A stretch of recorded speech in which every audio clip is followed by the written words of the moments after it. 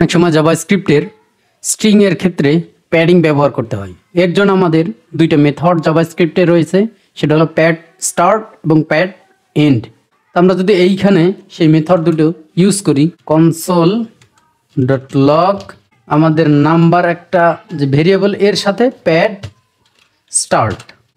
Start কয়টা সংখ্যা হবে, টোটাল সংখ্যা হবে 4টা বা 5টা দিলাম, এবং স্টার্ট শুরুতে কি দ্বারা এই প্যাডিংগুলো জায়গাগুলো পূরণ হবে, ফিল আপ হবে, সেটা হলো 0 দ্বারা।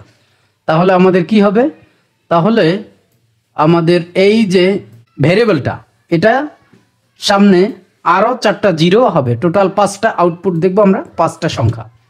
তো সেটা যদি আমরা আউটপুট দেখতে চাই, নোট প্যাডিং ডট জেএস নামে দেন এন্টার দিলাম। দেখুন এই যে লক্ষ্য করুন, এই যে 5টা সংখ্যা দ্বারা প্যাডিং আউটপুট পূরণ হলো। এটা আপনাদের প্রোগ্রামিংয়ের ক্ষেত্রে অনেক কাজে হেল্প করবে। দেন আমরা যদি প্যাড এন্ড ব্যবহার করি, সেক্ষেত্রে আমরা সেটার আউটপুট এখানেই দেখব। সেটা হলো, এটা হলো প্রথমে আর ওটা হলো এন্ডে। এন্ড সেমভাবেই দুইটা কাজ করে।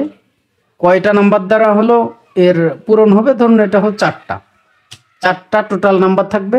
এর মধ্যে আমরা যদি শেষে দেই, শেষে যদি এ দেই, তাহলে ওই 0-র জায়গায় আমাদের এ হবে, অর্থাৎ 5 সহ 4টা নাম্বার হবে। তো আমরা আউটপুটটা দেখি, যদি দেখুন আউটপুট এই যে 5 সহ টোটাল 4টা নাম্বার হয়েছে। এটা আপনার প্রোগ্রামিংয়ে অনেক জায়গায় হেল্প করবে।